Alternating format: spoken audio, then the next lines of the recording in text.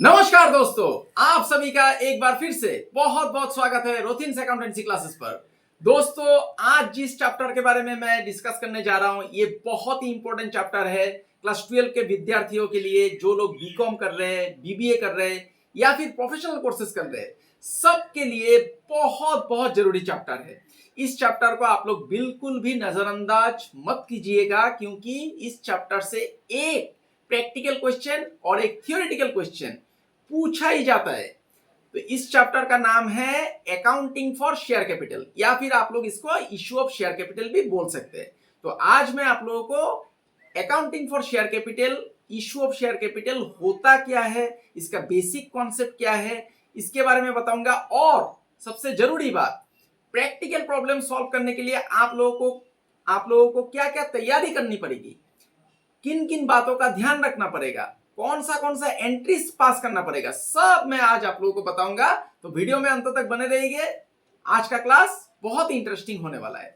आगे बढ़ने से पहले दोस्तों, मेरा आप सभी से एक छोटा सा निवेदन है। अगर अभी तक आप लोगों ने मेरा चैनल को सब्सक्राइब नहीं किया है तो चैनल को सब्सक्राइब जरूर कर लीजिएगा, और साथ में जो बेल आइकन दिखाई दे रहा है उसको दबाना मत भूलिएगा। वीडियो अगर अच्छा लगा तो इसे एक लाइक भी कीजिएगा, अपने दोस्तों के बीच शेयर भी कीजिएगा, और कमेंट करना मत भूलिएगा। आप लोग मुझे इंस्टाग्राम और फेसबुक में भी फॉलो कर सकते हैं। मेरा इंस्टाग्राम और फेसबुक पेज का जो लिंक है मेरा चैनल पे दिया हुआ है, और आप लोगों की सुविधा के लिए मैं वीडियो का डिस्क्रिप्शन बॉक्स में भी दे दूंगा। तो चलिए दोस्तों, विषय की तरफ आगे बढ़ते हैं। देखिए, ये इश्यू ऑफ शेयर कैपिटल जो चैप्टर है, ये आप लोगों को क्लास 12 में कंपनी अकाउंट्स में मिलेगा। और बीकॉम बीबीए जो लोग कर रहा है, सब लोग, आप लोगों को, या फिर जो लोग प्रोफेशनल कोर्सेज कर रहे हैं, चार्टर्ड अकाउंटेंट, कंपनी सेक्रेटरीशिप या फिर कॉस्ट अकाउंटिंग, सबको कॉर्पोरेट अकाउंटिंग में भी मिल सकता है या फिर एडवांस फाइनेंशियल अकाउंटिंग में भी मिल सकता है। तो अभी मैं विषय की तरफ आगे बढ़ता हूँ, ज्यादा समय नहीं लेते हुए, क्योंकि अगर मैं ये सब बातें बोलूंगा तो वीडियो थोड़ा लंबा हो जाएगा और आप लोग भी बोर फील कर सकते हैं। और एक जरूरी बात मैं बोलना चाहता हूं दोस्तों, देखिए, मेरा चैनल का जो डिस्क्रिप्शन बॉक्स पे अगर आप लोग जाएंगे तो आप लोगों को मिलेगा कि इस चैनल का उद्देश्य ही है आप लोगों को प्रैक्टिकल प्रॉब्लम कैसे सॉल्व किया जाता है ये सिखाना। लेकिन प्रैक्टिकल प्रॉब्लम सॉल्व करने के लिए मैं मानता हूं थियोरेटिकल नॉलेज भी जरूरी है। तो जितना थियोरेटिकल नॉलेज जरूरी है उतना ही मैं देता हूं, उससे ज्यादा मैं नहीं बोलूंगा, क्योंकि ज्यादा बोलने जाऊंगा तो आप लोगों को कंफ्यूजन हो सकता है, और मेरा जो उद्देश्य है इस चैनल का, इस उद्देश्य से मैं भटक सकता हूं। तो इसीलिए कुछ लोगों का ये कंप्लेन भी रह सकता है कि मैं थियोरेटिकल एस्पेक्ट उतना बोलता नहीं हूं, क्योंकि मेरा उद्देश्य है आप लोगों को प्रैक्टिकल प्रॉब्लम ज्यादा से ज्यादा समझाना और प्रैक्टिकल प्रॉब्लम में आप लोगों को कुशल बनाना। लेकिन उसके साथ जो जरूरी थियोरेटिकल एस्पेक्ट है वो सब मैं बता देता हूं। तो आज का जो क्लास है, आज मैं आप लोगों को बेसिक कॉन्सेप्ट के बारे में बताऊंगा, जिसको कि आप लोग फंडामेंटल्स बोल सकते हैं, और प्रैक्टिकल प्रॉब्लम सॉल्व करने के लिए क्या क्या तैयारी करना पड़ेगा आप लोगों को। पहले आप लोग तैयारी कर लीजिए, उसके बाद प्रैक्टिकल प्रॉब्लम तो आसानी से बन ही जाएगा। तो देखिए, एक कंपनी, पहले मैं कंपनी में आता हूं। कंपनी के बारे में उतना मैं इलाबोरेटली डिस्कस नहीं करूंगा, थोड़ा बता देता हूं। एक कंपनी क्या होता है, अभी लॉ में जो डिफाइन किया गया है, कंपनीज एक्ट में जो डिफाइन किया है, कंपनी होता है वॉलंटरी एसोसिएशन ऑफ पर्सन, या फिर इसको आप लोग ऑटोनोमस मतलब इंस्टीट्यूशन भी बोल सकते हैं। मतलब क्या होता है, कुछ लोग मिल करके वॉलंटरीली एक प्रतिष्ठान फॉर्म करता है, ठीक है ना, गठन करता है। इसका एक कॉमन उद्देश्य रहता है और कॉमन सील के अंडर में काम करता है, और ये कानून के तहत ही होगा, ठीक है ना। तो अभी कंपनी का कई सारा टाइप्स है। अभी ऐसा नहीं है कि ढेर सारा लोग, 4-5 लोग, 2-3 लोग, या फिर एक से अधिक लोग ही मिलकर के कंपनी बना सकते हैं। नहीं, एक व्यक्ति भी कंपनी रन कर सकता है। अभी कंपनी का कई सारा टाइप्स है, जैसे कि पब्लिक कंपनी है, प्राइवेट कंपनी है, वन पर्सन कंपनी है। वन पर्सन, देखिए, एक व्यक्ति कंपनी चला रहा है। डोमिनेंट कंपनी है, फिर आपका हो जाएगा रजिस्टर्ड कंपनी है। तो कई सारा टाइप्स है, तो मैं टाइप्स में नहीं जा रहा हूं। तो आप लोग मोटा मोटी तौर पे जान लीजिए कि कंपनी होता है एक कॉमन उद्देश्य के लिए बनाया जाता है, कुछ लोग मिलकर के बनाता है, और ये कंपनीज एक्ट के तहत ही बनाया जाएगा, ठीक है ना। और कंपनी जब भी गठित होता है तब मेमोरेंडम ऑफ एसोसिएशन, ध्यान दीजिएगा, आज का जो मैं थियोरेटिकल एस्पेक्ट आप लोगों को बता रहा हूं, एक एक शब्द पे आप लोग ध्यान दीजिएगा। कंपनी जब गठित होता है तो ऑफ एसोसिएशन बनाना पड़ता है। क्यों बनाना चाहिए? देखिए दोस्तों, जैसे कि पार्टनरशिप बिजनेस में मैंने आप लोगों को सिखाया था, पार्टनरशिप डीड बना लेना जरूरी है कंपनी से एक्ट में। लेकिन पार्टनरशिप बिजनेस में पार्टनरशिप डीड मैंडेटरी नहीं होता है, लेकिन कंपनी जब फॉर्म होगा तब मेमोरेंडम ऑफ एसोसिएशन बनाना ही पड़ेगा। ये मैंडेटरी है, कंपनी एक्ट में बोल रहा है। मेमोरेंडम ऑफ एसोसिएशन में क्या क्या रहता है? कंपनी का नाम रहता है, कंपनी का रजिस्टर्ड ऑफिस रहता है, कंपनी का स्ट्रक्चर कैसा है, कंपनी का उद्देश्य क्या है, कितना कैपिटल वो उसने मतलब लगाया है और कितना कैपिटल वो आगे जाके रेस कर सकता है, ठीक है ना। ये सब कुछ कंपनी किस टाइप का बिजनेस कर रहा है, तो ये पब्लिक को मतलब जो स्टेक होल्डर है सबके जानकारी के लिए ये बनाया जाता है। तो इससे क्या होता है? इन्वेस्टर को इंफॉर्मेशन मिल जाता है कंपनी के बारे में, उसका जो बेसिक है उसके बारे में इंफॉर्मेशन मिलता है। तो इससे क्या होता है? लोग इन्वेस्ट करने में रुचि दिखाता है।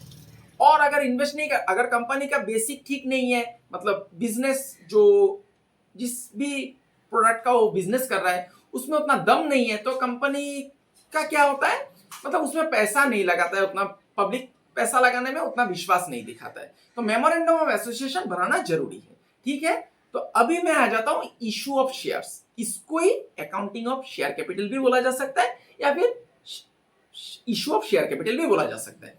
अभी पहले जान लीजिए शेयर क्या होता है। देखिए, बिजनेस करने के लिए जरूरी क्या है दोस्तों? बिजनेस करने के लिए कैपिटल का जरूरी है, ठीक है ना, पैसों का। तो मान लीजिए एक कंपनी तो बन गया, एक कंपनी बन गया, पैसा लग गया उसमें, 2-3 लोगों ने मिलकर के ही एक कंपनी फॉर्म किया है, ठीक है। तो पैसा लगा दिया, सभी ने इंडिविजुअली उसमें कंट्रीब्यूट किया कैपिटल, पैसा लग गया बिजनेस में और बिजनेस भी अच्छा खासा चल रहा है। लेकिन हर एक कंपनी चाहता है अपना बिजनेस को एक्सपांड करना, एक्सटेंड करना, बढ़ाना, आगे बढ़ाना चाहता है सब कोई। अगर सिंगल ओनरशिप, एक अकेला व्यक्ति भी बिजनेस अगर चला रहा है, उसका बिजनेस अगर अच्छा चल रहा है तो बिजनेस को एक्सटेंड करना चाहेगा। लेकिन एक्सटेंड करने के लिए, बढ़ाने के लिए क्या जरूरत पड़ेगा? तब भी जाके कैपिटल का जरूरत पड़ेगा, पैसों का जरूरत पड़ेगा। अभी ऑलरेडी तो कैपिटल लगा दिया है बिजनेस में, ठीक है ना, कंपनी फॉर्म हो गया है, मान लीजिए कैपिटल लगा दिया, ठीक है, मान लीजिए, क्या उसमें तो लगाना ही पड़ेगा, नहीं तो बिजनेस कैसे शुरू करेगा। तो कंपनी में कैपिटल लगा दिया, अभी पार्टनर जो भी व्यक्ति है, जिन लोगों ने मिलकर के कंपनी को फॉर्म किया, उनके पास और पैसा नहीं है। तो यहां पर विकल्प आता है, देखिए, कंपनी बैंक से लोन ले सकता है या फिर किसी फाइनेंशियल इंस्टीट्यूशन से लोन ले सकता है या फिर अपने दोस्तों के भी से भी लोन ले सकता है या फिर पब्लिक से लोन पैसा उठा सकता है।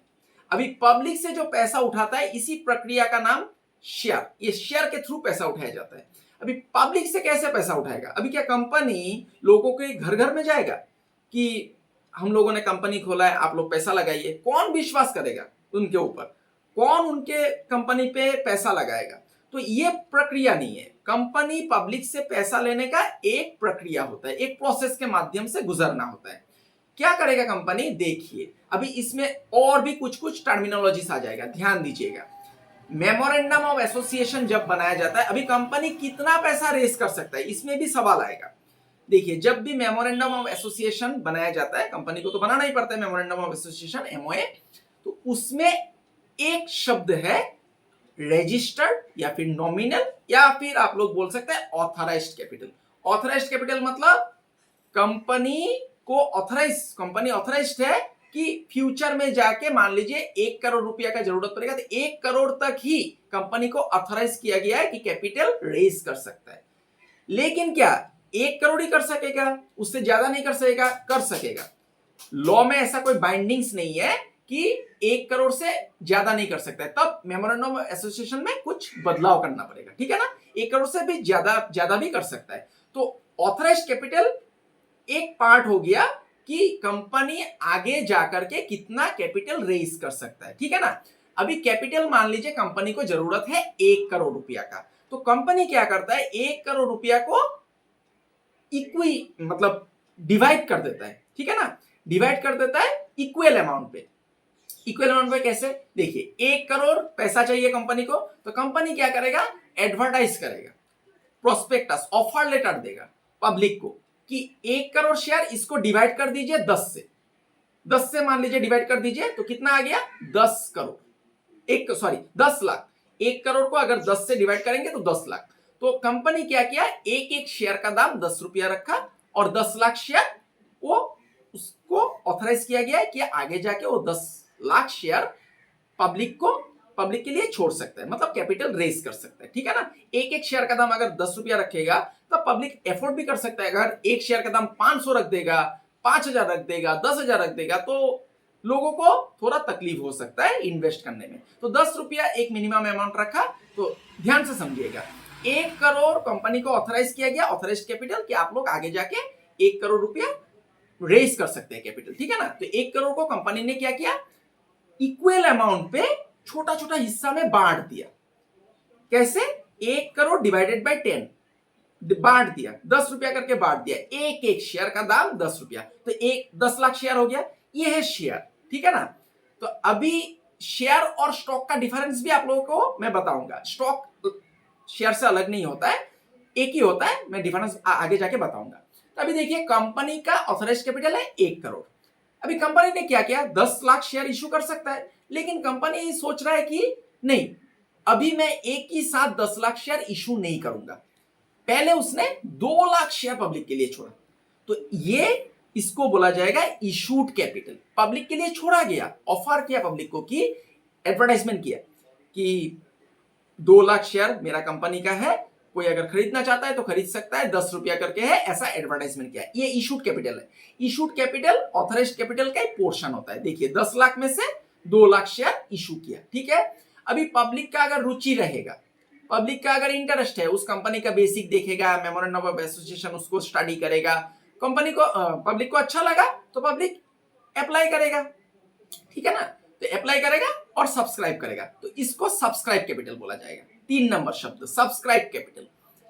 सब्सक्राइब कैपिटल इशूड कैपिटल का पोर्शन होता है। अभी देखिए, सब्सक्रिप्शन में एक बात आ जाता है। अभी देखिए, 2 लाख शेयर कंपनी ने छोड़ा पब्लिक के लिए, अभी 2 लाख ही पब्लिक सब्सक्राइब कर सकता है, तब उसको फुल सब्सक्रिप्शन बोला जाएगा। लेकिन अगर मान लीजिए पब्लिक को रुचि नहीं है उस कंपनी में इंटरेस्ट नहीं है, 1 लाख शेयर पब्लिक ने खरीदा, 1 लाख शेयर इस पब्लिक ने सब्सक्राइब किया, तब इसको अंडर सब्सक्रिप्शन बोला जाएगा। ठीक है ना, कम। अभी देखिए, ज्यादा अंडर सब्सक्रिप्शन हो जाएगा, ज्यादा, तब कंपनी आगे जाकर के अलॉटमेंट के लिए आगे नहीं बढ़ेगा, शेयर अलॉट नहीं करेगा, जितना पैसा लिया पब्लिक से रिटर्न कर देगा। ज्यादा अगर अंडर सब्सक्राइब हो गया, मान लीजिए 10,000 लोग ही 10,000 शेयर के लिए अप्लाई हुआ, 2 लाख छोड़ा था, 10,000 शेयर के लिए पब्लिक ने अप्लाई किया, तो बहुत ज्यादा अंडर सब्सक्राइब हो गया, तब कंपनी आगे नहीं बढ़ेगा। और जितना 10,000 शेयर के लिए पैसा लिया, मतलब जो इनिशियल स्टेज में, उसको घुमा देगा। अभी ऐसा भी तो हो सकता है, इसको अंडर सब्सक्रिप्शन बोला जाता है। ठीक है, ऐसा भी तो हो सकता है, मान लीजिए कंपनी का रेपुटेशन बहुत अच्छा है, गुडविल बहुत अच्छा है, उसने बहुत अच्छा काम करके दिखाया मार्केट में, तो 2 लाख शेयर छोड़ा, लेकिन 3 लाख एप्लीकेशन आ गया, 3 लाख शेयर के लिए एप्लीकेशन आ गया, तब इसको ओवर सब्सक्रिप्शन बोला जाता है। तो ओवर सब्सक्रिप्शन में क्या होता है दोस्तों, ये जो 1 लाख ज्यादा आया, अभी कंपनी के ऊपर डिपेंड करता है, कंपनी क्या डिसीजन लेगा। 1 लाख शेयर का पैसा रिटर्न भी कर सकता है, नहीं तो वो आगे जाकर के इसको 1 लाख शेयर का पैसा को एडजस्ट कर सकता है। इसको प्रोराटा अलॉटमेंट बोला जाता है। तो इसके लिए अलग से मैं एक वीडियो बना दूंगा, ये एक अलग टॉपिक है। अभी के लिए आप लोग जानकारी रख लीजिए कि 1 लाख जो ज्यादा शेयर लिया, जो ओवर सब्सक्रिप्शन में ज्यादा शेयर लिया जाता है, तो इसमें क्या होता है, कंपनी के ऊपर डिपेंड करता है, कंपनी क्या डिसीजन लेता है। वो पैसा को रख भी सकता है, या फिर पैसा रखना पड़ेगा, मतलब एडजस्ट करना पड़ेगा, रख भी सकता है या फिर रिफंड कर सकता है। ठीक है ना, तो इसको ओवर सब्सक्रिप्शन बोला जाता है। अभी उसके बाद और एक शब्द आता है कॉल्ड अप कैपिटल, उसके बाद आता है पेड अप कैपिटल, फिर रिजर्व कैपिटल।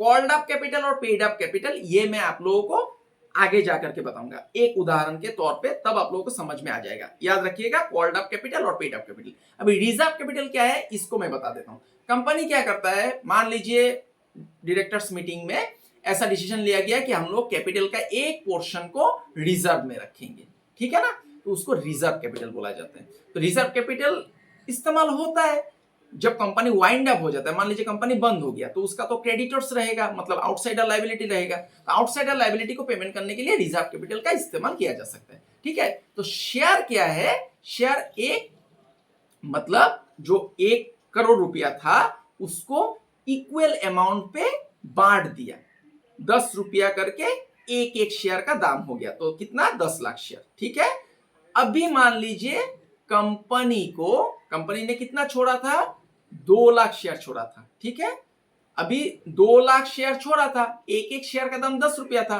तो 2 लाख इंटू 10 20 लाख रुपया इकट्ठा आ गया। ये कैसे आया, शेयर के माध्यम से आया ना, तो इसको बोला जाएगा स्टॉक। एक मुट्ठा एग्रीगेट अमाउंट, इसको बोला जाएगा stock. Bundle of shares are known as stock. Bundle of shares are known as stock. ठीक है ना, तो कैपिटल हो गया, एक मोटा अमाउंट मिल गया। अभी पहले मान लीजिए कि किसी ने 500 शेयर अप्लाई किया था, 10 रुपया करके 5,000। फिर किसी ने मान लीजिए 1,000 शेयर अप्लाई किया था, तो 10,000 रुपया। तो सब इकट्ठा होके 2 लाख शेयर पब्लिक ने खरीद लिया और कंपनी के पास 20 लाख रुपया आ गया। तो इकट्ठा ये शेयर के माध्यम से पैसा आया ना, तो इसी को बोला जाएगा स्टॉक। ठीक है ना, तो स्टॉक और शेयर में कोई अंतर ऐसा नहीं है। स्टॉक मतलब एग्रीगेट अमाउंट होता है और शेयर एक छोटा छोटा अमाउंट होता है, छोटा छोटा यूनिट होता है। ठीक है, तो ये जो 10 रुपया था दोस्तों, इसको फेस वैल्यू बोला जाता है। हो गया। अभी देखिए, अभी कुछ कुछ इसमें ये बेसिक कॉन्सेप्ट में और भी आगे जाके आप लोगों को देखिए कंपनी क्या कर सकता है। कंपनी 10 रुपया का जो शेयर है ना, इसको एक ही, आजकल तो एक ही बार में लिया जाता है, एक ही बार में 10 रुपया कंपनी ले लेता है। ठीक है, लेकिन पहले ऐसा होता था और कंपनी के पास आज भी ये ऑप्शन है, ये ऑप्शन है कि कंपनी पैसा को इंस्टॉलमेंट में ले सकता है। जैसा कि कंपनी ने 2 लाख शेयर मार्केट में छोड़ा।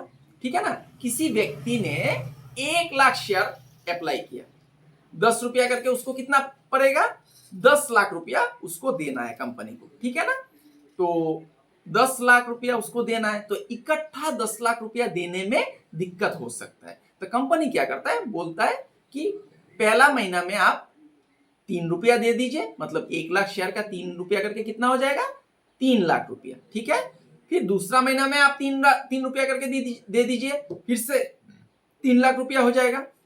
तो 3 लाख पहला महीना में, फिर 3 लाख दूसरा महीना में, कितना हो गया, 6 लाख। फिर तीसरा महीना में आप 2 रुपया दे दीजिए, कितना हो गया, 1 लाख इंटू 2 लाख रुपया। तो 3 महीना में मिला के कितना हो गया, पहला महीना में 3 लाख, फिर 3 लाख 6 लाख, फिर 2 लाख 8 लाख हो गया। फिर चौथा महीना में आप अंतिम महीना में 2 रुपया दे दीजिए। ठीक है ना, तो 2 रुपया देने से कितना हो जाएगा, 2 लाख। तो 3 लाख, 3 लाख 6 लाख, 2 लाख 8 लाख और 2 लाख 10 लाख। देखिए 10 लाख रुपया कंपनी कैसे ले रहा है, इंस्टॉलमेंट में ले रहा है। तो इससे क्या होता है, जो इन्वेस्टर होता है उसके ऊपर बर्डन नहीं होता है। ठीक है ना, तो कंपनी के पास पहले ऐसा होता था, आज भी ये ऑप्शन है, लेकिन कंपनी आजकल क्या करता है, एक ही साथ पैसा ले लेता है। लेकिन आप लोगों को तो प्रैक्टिकल में ये इंस्टॉलमेंट का क्वेश्चन ही मिलेगा, तो आप लोगों को सीखना है। तो हर एक इंस्टॉलमेंट का नाम है दोस्तों, हर एक इंस्टॉलमेंट का नाम है। पहला इंस्टॉलमेंट का नाम एप्लीकेशन होता है, दूसरा इंस्टॉलमेंट का नाम अलॉटमेंट होता है, तीसरा का नाम फर्स्ट कॉल होता है, चौथा का नाम फाइनल एंड सेकंड या फिर फाइनल कॉल भी आप लोग बोल सकते हैं। पहला का नाम एप्लीकेशन, मतलब पहले पब्लिक अप्लाई करेगा। ठीक है ना, तो अप्लाई करने के बाद उसको शेयर अलॉट कर भी सकता है कंपनी, नहीं भी कर सकता है। अगर ओवर सब्सक्राइब हो गया तब उसको अलॉट कर भी सकता है, नहीं भी कर सकता है, उसका पैसा उसको रिटर्न कर देगा। ठीक है ना, उसके बाद अलॉटमेंट आता है। तो पहला इंस्टॉलमेंट एप्लीकेशन, दूसरा अलॉटमेंट, फिर फर्स्ट कॉल, फिर सेकंड एंड फाइनल कॉल हो गया। अभी देखिए शेयर जो है ना, ये शेयर का कुछ टाइप्स है। शेयर बहुत रिस्की इंस्ट्रूमेंट होता है। रिस्की इंस्ट्रूमेंट क्यों है, देखिए कंपनी क्या बोल रहा है। देखिए आपको मान लीजिए बिजनेस करना है, लेकिन आपका बिजनेस में आइडिया नहीं है, पैसा है आपके पास, आपका बिजनेस का आइडिया नहीं है। तो बिजनेस आपका आइडिया नहीं है, तो आप दूसरे का बिजनेस में पैसा लगा दीजिए ना, वो व्यक्ति बिजनेस करेगा और उसका हिस्सा आपको मिल जाएगा। तो कंपनी यही बोलता है कि आपका पैसा से हम लोग मौज मस्ती नहीं करेगा, बिजनेस ही करेगा। ठीक है ना, कंपनी मौज मस्ती नहीं करेगा, कंपनी बिजनेस करेगा, और बिजनेस में अगर प्रॉफिट हुआ तो उसका हिस्सा आपको मिलेगा। तो आप भी जो बिजनेस में पैसा लगाएगा दोस्तों, तो उसको क्या बोला जाता है, वो बिजनेस का ओनर होता है। तो शेयर होल्डर, जो लोग शेयर खरीदता है वो लोग को शेयर होल्डर बोला जाता है। तो share holders are the owners of the company. ठीक है ना, share holders are the owners of the company. अभी देखिए, अभी एक सवाल आप लोगों का मन में उत्पन्न हो सकता है कि पैसा हम लोग का डूब सकता है कि नहीं। हाँ, डूब भी सकता है। जैसा कि आप बिजनेस कर रहे हैं, आपका बिजनेस में पैसा डूब गया, यहाँ पर भी तो आप बिजनेस कर रहे हैं। हाँ, आपको फिजिकली वहां में प्रेजेंट नहीं होना पड़ रहा है, आपका दिमाग नहीं लगाना पड़ रहा है, आपको श्रम नहीं देना पड़ रहा है, लेकिन कंपनी तो बिजनेस कर रहा है, आपने बिजनेस में पैसा लगाया, कंपनी अगर डूब जाएगा तो आपका पैसा भी डूब सकता है। ये तो रिस्क है भैया, ये रिस्क तो है, तो रिस्क इंस्ट्रूमेंट है। लेकिन शेयर का कुछ टाइप्स है। देखिए, शेयर मूलतः दो टाइप का होता है, एक इक्विटी शेयर है और एक प्रेफरेंस शेयर है। मैंने जो रिस्क का बारे में बताया ना, ये इक्विटी शेयर में ज्यादा है, इक्विटी शेयर में ही है, हालांकि प्रेफरेंस शेयर में भी होता है लेकिन कम होता है, ठीक है ना। इक्विटी शेयर में रिस्क है। इक्विटी शेयर का भी टाइप से एक ही टाइप है, वो स्वेट इक्विटी शेयर है। स्वेट इक्विटी शेयर है क्या है, मैं आगे जाके बताऊंगा। अभी जो प्रेफरेंस शेयर है, इसमें रिस्क थोड़ा कम होता है। कैसे रिस्क कम होता है, देखिए, प्रेफरेंस शेयर जब भी कंपनी इशू करता है तो कंपनी शेयर होल्डर को एक कमिटमेंट दे देता है कि अभी, और एक सवाल आता है, कंपनी में पैसा क्यों लगाएगा लोग, प्रॉफिट का हिस्सा मिलेगा, ठीक है ना। ये प्रॉफिट का हिस्सा को डिविडेंड बोला जाता है। प्रॉफिट, अगर कंपनी प्रॉफिट करेगा तो आपको भी प्रॉफिट का हिस्सा मिलेगा, ठीक है। आपने मान लीजिए कंपनी का 10 लाख शेयर था, 10 लाख में से आपने 1 लाख शेयर खरीद लिया, तो 10% आपका हिस्सा है, कंपनी का मुनाफे का 10%। हाँ, कितना डिविडेंड दिया जाएगा ये एनुअल जनरल मीटिंग में डायरेक्टर्स डिसाइड करता है, ठीक है ना। तो कंपनी का जो प्रॉफिट है, प्रॉफिट का हिस्सा को जो आपको मिलेगा उसको डिविडेंड बोला जाता है। तो अभी मैं था प्रेफरेंस शेयर में, तो प्रेफरेंस शेयर में क्या होता है, कंपनी कमिटमेंट कर देता है कि प्रेफरेंस शेयर जब भी इशू करता है तो बोला जाता है कि 10% डिविडेंड दिया ही जाएगा, 5% डिविडेंड दिया जाएगा, या फिर 15%। तो एक कमिटमेंट कर देता है कि फिक्स रेट ऑफ डिविडेंड मिलेगा, ठीक है। लेकिन यहाँ पर भी कुछ कुछ बातें, प्रेफरेंस शेयर का भी बहुत सारा टाइप्स है। क्यूमुलेटिव प्रेफरेंस शेयर, अभी क्यूमुलेटिव प्रेफरेंस शेयर क्या है, देखिए दोस्तों, मान लीजिए किसी साल में कंपनी का लॉस हो गया, ठीक है, डिविडेंड नहीं दे पाया, पहले प्रेफरेंस शेयर को देना पड़ेगा, उसके बाद ही इक्विटी शेयर होल्डर को डिविडेंड मिलता है। पहले प्रेफरेंस शेयर होल्डर को मिलता है, उसके बाद जाके इक्विटी शेयर होल्डर को सरप्लस का जो मतलब हिस्सा है वो मिलेगा, पहले प्रेफरेंस शेयर होल्डर को देना पड़ता है। क्यूमुलेटिव प्रेफरेंस शेयर क्या होता है, देखिए, मान लीजिए किसी एक साल में, पर्टिकुलर ईयर में कंपनी का लॉस हो गया, ठीक है, अगला साल में मान लीजिए मुनाफा हो गया, तो पिछला साल में जो उसका डिविडेंड एरियर था वो अगला साल में कैरी फॉरवर्ड होगा, क्यूमुलेट हो जाएगा, ठीक है। इसको क्यूमुलेटिव प्रेफरेंस शेयर बोला जाता है। उसके बाद नॉन क्यूमुलेटिव आता है। नॉन क्यूमुलेटिव में क्या होता है, मान लीजिए पहला साल लॉस हुआ है, दूसरा साल मान लीजिए प्रॉफिट हो गया, पहला साल का कोई भी डिविडेंड उसको नहीं मिलेगा। ये देखिए रिस्क आ गया, पहला साल का एडीआर उसको नहीं मिलेगा, ये नॉन क्यूमुलेटिव, वो क्लेम नहीं कर सकता है।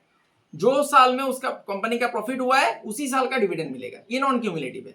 फिर आ जाता है पार्टिसिपेटिव प्रेफरेंस शेयर। पार्टिसिपेटिव मतलब मान लीजिए कंपनी का प्रेफरेंस शेयर होल्डर को डिविडेंड मिल गया, फिक्स रेट ऑफ डिविडेंड, उसके बाद इक्विटी शेयर होल्डर को भी डिविडेंड मिल गया, उसके बाद भी कंपनी का इतना प्रॉफिट आ गया कि और भी डिविडेंड देना मांग रहा है कंपनी, ठीक है ना, तब जाके एक्स्ट्रा सरप्लस मिलता है, ठीक है। एक्स्ट्रा सरप्लस किसको मिलता है, ये पार्टिसिपेटिव प्रेफरेंस शेयर होल्डर को और इक्विटी शेयर होल्डर को, ये पार्टिसिपेटिव, ठीक है। नॉन पार्टिसिपेटिव भी प्रेफरेंस शेयर होता है, इसमें जो एक्स्ट्रा सरप्लस है वो नहीं मिलेगा। उसके बाद आता है रिडीमेबल प्रेफरेंस शेयर।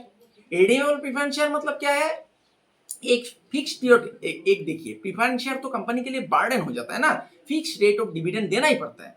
तो कंपनी क्या करता है, कैपिटल को रेज करने के लिए एक फिक्स पीरियड के लिए, एक fix amount of fix term के लिए कैपिटल रेज करने के लिए वो प्रेफरेंस शेयर इशू करता है। लेकिन कंपनीज एक्ट में बोला जा रहा है कि ये फिक्स पीरियड 20 साल होना ही पड़ेगा, 20 साल से कम नहीं हो सकता है, 20 साल से ज्यादा भी हो सकता है, ठीक है।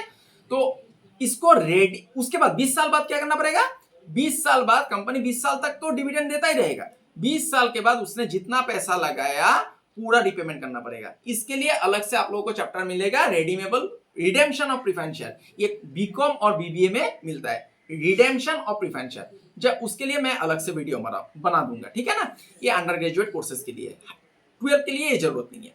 फिर इरेडीमेबल प्रेफरेंस शेयर है। इरेडीमेबल मतलब इसको रिडीम इंडेफिनिट पीरियड के लिए, लेकिन अभी इरेडीमेबल प्रेफरेंस शेयर नया जो कंपनी एक्ट आया है 2013, इसमें बोला गया है कि company irredeemable preference share issue नहीं कर सकता है। हो गया, तो ये था इक्विटी शेयर्स का टाइप्स और इसका क्या क्या मतलब एडवांटेजेस है, डिसएडवांटेजेस है, इसको भी मैंने बता दिया।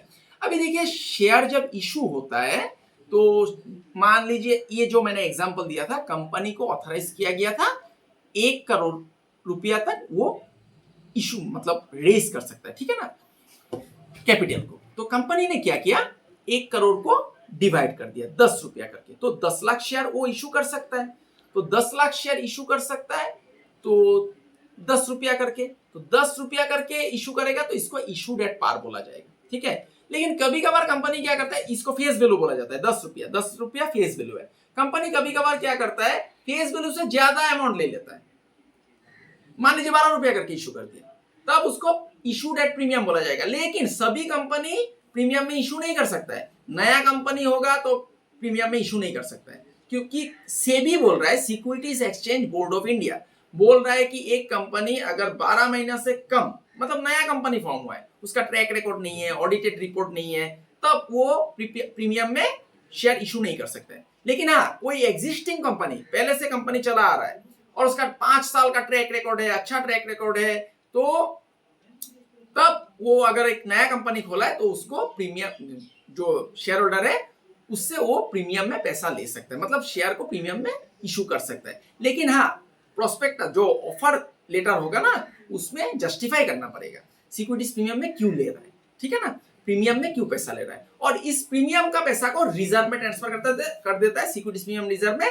आगे जाके कंपनी क्या करता है, जो भी मान लीजिए प्रिलिमिनरी एक्सपेंसेस है, बिजनेस शुरू करने के समय जो भी खर्चा आया था उसको राइट ऑफ करने के लिए इस्तेमाल करता है, या फिर मान लीजिए प्रीफरेंस शेयर रिडीम कर रहा है प्रीमियम में, तो प्रीमियम देने के लिए इस्तेमाल कर सकता है। फिर discount on issue of shares, discount of issue of debenture, या फिर अंडरराइटिंग कमीशन, ये सब को राइट ऑफ करने के लिए भी कंपनी इस्तेमाल कर सकता है।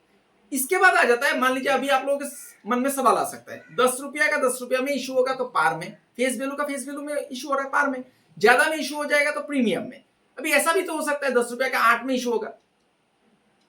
देखिए, जो सिक्योरिटीज प्रीमियम में इशू सब लोग नहीं कर सकता है, ठीक है ना। Section 52 of the companies act 2013 securities premium को डील करता है। सेक्शन 53 क्या बोल रहा है, ये 8 रुपया में इशू मतलब डिस्काउंट में इशू। सेक्शन 53 अभी बोल रहा है कंपनीज एक्ट 2013 का कि शेयर को डिस्काउंट में इशू नहीं किया जा सकता, ठीक है, क्लियर हो गया। शेयर को डिस्काउंट में इशू नहीं किया जा सकता है एक्सेप्ट, लेकिन वहां पर भी एक्सेप्शन लगा दिया, सेक्शन 54 इसको डील करता है। सेक्शन 53 बोल रहा है नहीं कर सकते, लेकिन 54 में बोल रहा है आप कर सकते हैं। किस परिस्थिति में, स्वेट इक्विटी शेयर में, जो मैंने बताया था ना, इक्विटी शेयर का एक टाइप है sweat equity share. Sweat equity share में शेयर को डिस्काउंट में इशू किया जा सकता है, ठीक है। तो ये था थियोरिटिकल एस्पेक्ट, ये मैंने आप लोगों को कॉन्सेप्ट बताया शेयर का, स्टॉक का, ऑथराइज्ड कैपिटल क्या होता है, टर्मिनोलॉजीज बताया, फिर कंपनी से क्या क्या बोल रहा है, शेयर कैसे इशू होता है, ठीक है।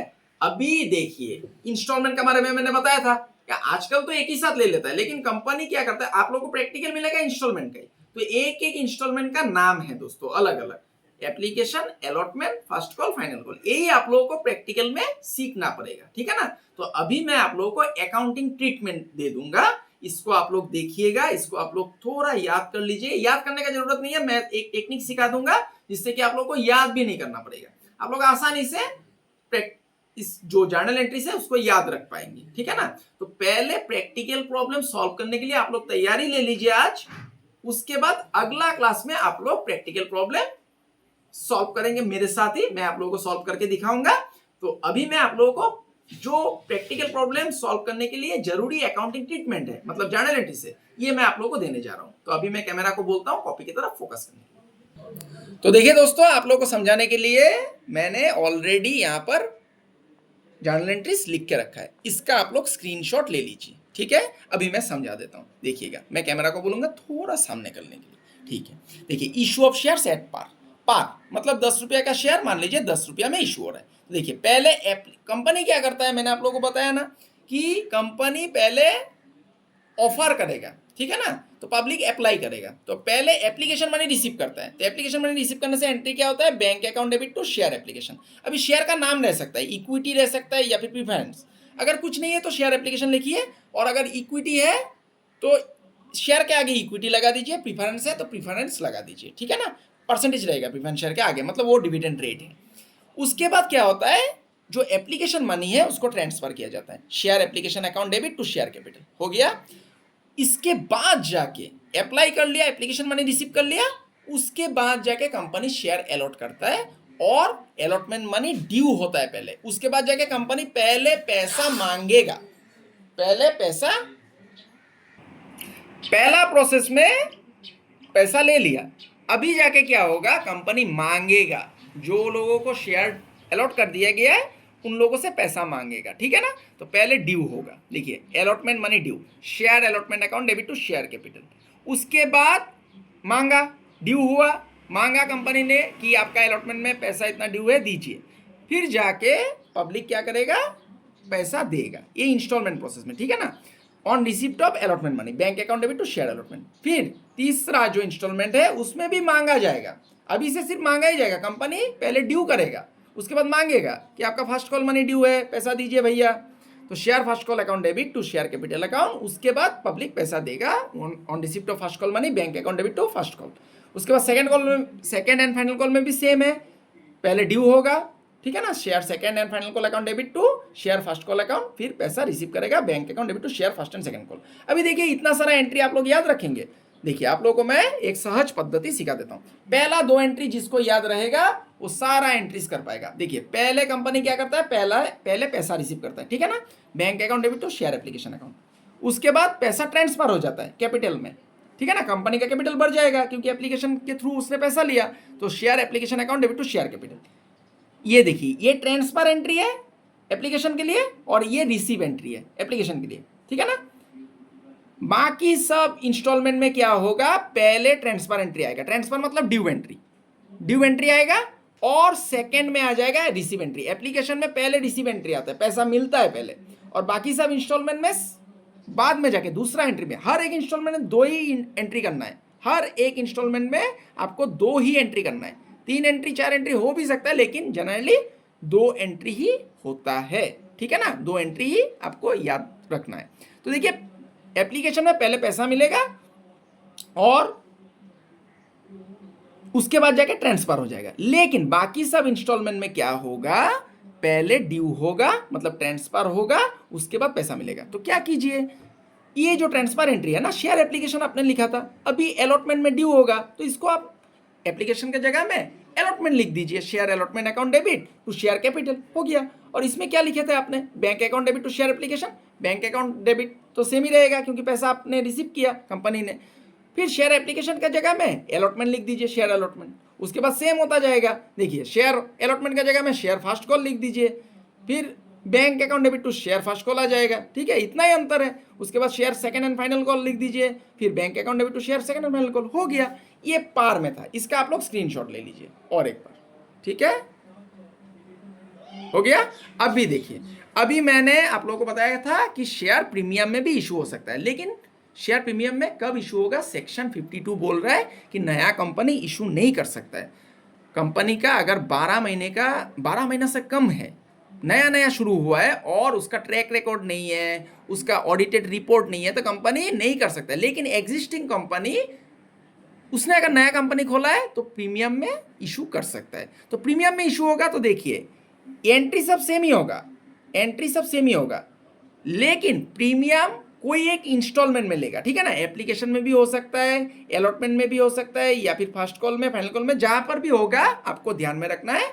एप्लीकेशन में होने से ये ट्रांसफर एंट्री है, ट्रांसफर एंट्री में आपको दिखाना है, तो प्रीमियम तो कंपनी के लिए प्रॉफिट हो जाएगा, 2 सिक्योरिटीज प्रीमियम आपको लिखना पड़ेगा, ठीक है, ट्रांसफर एंट्री में 2 सिक्योरिटीज प्रीमियम लिख दीजिए। या फिर क्वेश्चन अगर साइलेंट रहता है तो हमेशा आपको अलॉटमेंट में करना है, बाकी दूसरा किसी भी इंस्टॉलमेंट में अगर आपको करना है तो ड्यू एंट्री में करना है। अलॉटमेंट के लिए ये पहला एंट्री ड्यू हो गया, फर्स्ट कॉल के लिए पहला एंट्री ड्यू हो गया, सेकंड कॉल के लिए ये पहला एंट्री ड्यू हो गया, ठीक है ना। तो ड्यू एंट्री में करना है 2 सिक्योरिटीज प्रीमियम। और अगर इंस्टॉलमेंट का बारे में उल्लेख नहीं है, क्वेश्चन साइलेंट है, तो आपको हमेशा अलॉटमेंट में करना है, share allotment account debit to share capital to securities premium. इसका एंट्री ये पीछे है, इसका भी स्क्रीनशॉट ले लीजिए, ये देखिए। तो मैंने सिर्फ अलॉटमेंट में लिखा, अलॉटमेंट ही लिखा है क्योंकि अगर जनरली अलॉटमेंट में रहता है या फिर एप्लीकेशन में भी रह सकता है, एप्लीकेशन में होगा तो दूसरा एंट्री में होगा, ट्रांसफर एंट्री में, ठीक है ना। और अगर क्वेश्चन साइलेंट रहता है तो आपको क्या करना है, ड्यू एंट्री में पास करना है, किसका, अलॉटमेंट का, ये देखिए। उसके बाद बाकी सब एंट्री सेम है। अभी डिस्काउंट का तो आता नहीं है। डिस्काउंट देखिए सेक्शन 53 बोल रहा है कि डिस्काउंट में शेयर इशू नहीं किया जा सकता है, लेकिन 54 में फिर बोल रहा है कि स्वेट इक्विटी शेयर का शेयर मतलब परिस्थिति में अगर स्वेट इक्विटी शेयर है कंपनी का तब डिस्काउंट में इशू किया जा सकता है। तो अगर डिस्काउंट में इशू हो गया तो इसका एंट्री क्या हो जाएगा, देखिए डिस्काउंट होने से इसमें भी सेम है। अगर एप्लीकेशन में तो डिस्काउंट अगर होगा तो ये ट्रांसफर एंट्री में आ जाएगा, डिस्काउंट डेबिट करना है। और अलॉटमेंट में अगर कुछ नहीं बोलेगा तो अलॉटमेंट में करना है। क्वेश्चन अगर साइलेंट है तो अलॉटमेंट में आपको करना है, ठीक है ना। ड्यू एंट्री में करना है, फर्स्ट कॉल में भी ड्यू एंट्री में, फाइनल कॉल में भी ड्यू एंट्री में। ज़्यादातर समय क्या होगा, क्वेश्चन में साइलेंट ही रहता है और आपको अलॉटमेंट में करना है। तो कंपनी के लिए क्या हो जाता है, डिस्काउंट, जैसे कि प्रीमियम प्रॉफिट हो जाता है, क्रेडिट करना पड़ता है, तो डिस्काउंट कंपनी के लिए लॉस हो गया। कंपनी के लिए लॉस हो गया तो डिस्काउंट को क्या करना पड़ेगा, डेबिट करना पड़ेगा। तो ये है एंट्री, ठीक है ना। इसका भी स्क्रीनशॉट ले लीजिए, ये अलॉटमेंट में मैंने लिखा है, share allotment account debit, discount on issue of shares account debit to share capital. उसके बाद तो bank account debit to share allotment, जैसा एंट्री है पार में वैसा ही चलता रहेगा, ठीक है ना दोस्तों। तो ये सब एंट्री का आप लोग थोड़ा याद कीजिए, थोड़ा देखिए, और इसको प्रैक्टिकल प्रॉब्लम में कैसे अप्लाई किया जाएगा ये मैं अगला वीडियो में आप लोगों को बताऊंगा। तो आशा करता हूं दोस्तों आज का क्लास आप लोगों को समझ में आया है। आज मैंने कंपनी अकाउंट्स का जो इंपॉर्टेंट चैप्टर है, इशू ऑफ शेयर कैपिटल, या फिर आप लोग इसको accounting for share capital, issue of shares भी बोल सकते हैं, इसका बेसिक कॉन्सेप्ट के बारे में बताया है। और इसका प्रैक्टिकल प्रॉब्लम सॉल्व करने के लिए क्या क्या अकाउंटिंग ट्रीटमेंट, क्या क्या जर्नल एंट्रीज जरूरत पड़ेगा, इसके बारे में बताया है। तो इसको आप लोग देखिए ध्यान से, और आप लोग अकाउंटिंग ट्रीटमेंट सब थोड़ा याद कर लीजिए। अगला वीडियो में मैं आप लोगों को एक प्रैक्टिकल प्रॉब्लम सॉल्व करके दिखाऊंगा। तो तब तक के लिए बने रहिए मेरे साथ। मैं ईश्वर से प्रार्थना करता हूं आप सभी स्वस्थ रहे, सुरक्षित रहे और खुश रहे। आज के लिए इतना ही दोस्तों, बहुत बहुत धन्यवाद।